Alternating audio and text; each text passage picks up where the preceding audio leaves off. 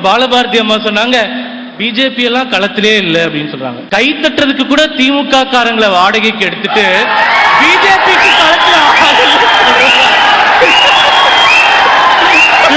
இல்ல திரு சூர்யா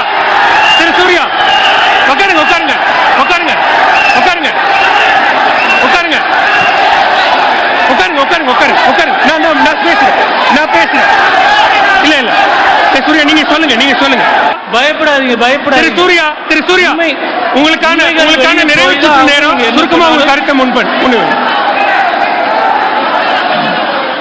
சரி உட்காருங்க. சரி திமுக நண்பர்கள் கொஞ்சம் ரெஸ்ட் எடுங்க. நாம் தமிழர் பேசிட்டு வருவோம், திருப்பி வருவோம். களஞ்சியம் அண்ணா பேசும்போது சொன்னாரு, நாங்கள் தனியாக போட்டியிடுகிறோம், பிஜேபிக்கு அது திராணி இருக்கா அப்படின்னு கேட்டார். 2022 கடைசியாக நகர்ப்புற உள்ளாட்சி தேர்தல் தமிழ்நாட்டில் நடந்தது. அதுல பாரதிய ஜனதா கட்சியும் தனியாக போட்டியிட்டது, நாம் தமிழர் கட்சியும் தனியாக போட்டியிட்டது. தமிழகத்தில் மொத்தம் 21 மாநகராட்சிகள் இருக்கின்றன. அந்த 21 மாநகராட்சியில வாங்கிய வாக்கு சதவீதம் பாரதிய ஜனதா கட்சி 7.17%, நாம் தமிழர் கட்சி 2.6%. இது அது விஷயம் இல்ல. வெயிட் பண்ணுங்க. இப்போ அது விஷயம் இல்ல. பொறுமையா கேளுங்க, பயப்படாதீங்க. 21 மாநகராட்சியில பாரதிய ஜனதா கட்சி 22 கவுன்சிலர் இடங்களை ஜெயித்தது. ஆனால் நாம் தமிழர் கட்சி 0 கவுன்சிலர் இடங்களை ஜெயித்தது.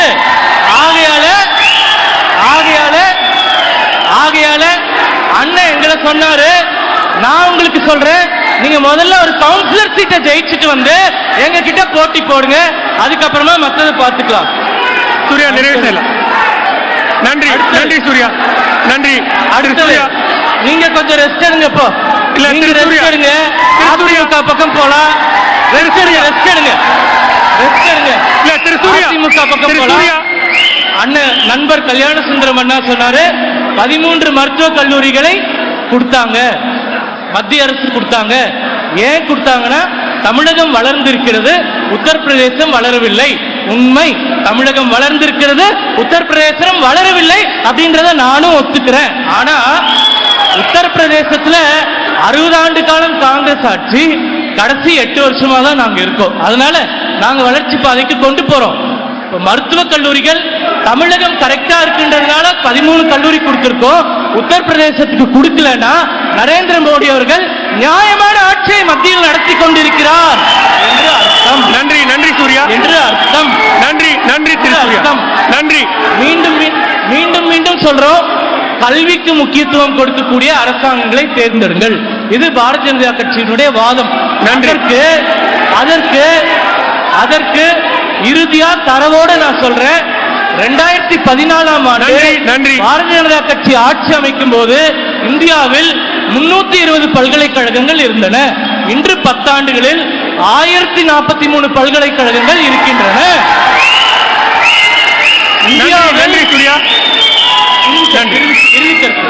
இந்தியாவில் 2014ஆம் ஆண்டு மோடி அவர்கள் ஆட்சி பொறுப்பை ஏற்றபோது 38,000 கல்லூரிகள் இருந்தன.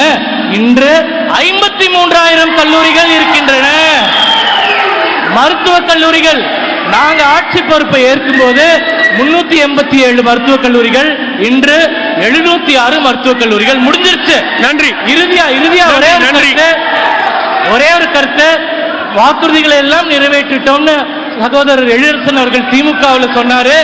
காஞ்சிபுரம் மண்ணில் இருக்கும், காஞ்சிபுரத்துக்குன்னு தனியாக திமுக தேர்தல் வாக்குறுதி ஒன்று 2021ஆம் ஆண்டு அறிவித்தது. 5 வாக்குறுதிகளை படிக்கிறேன், அது பன்னீர்செல்வம் கட்சி வித்தியாசம் பதில் சொல்லுங்க.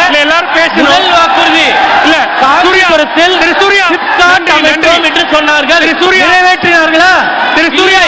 காஞ்சிபுரத்தில் அரசு சட்டக்கல்லூரி கொண்டு வருவோம் சொன்னாங்க, நிறைவேற்றினாங்களா? காஞ்சிபுரத்தில் காகித ஆலை தொடங்கப்படும் சொன்னாங்க, வந்தாங்களா?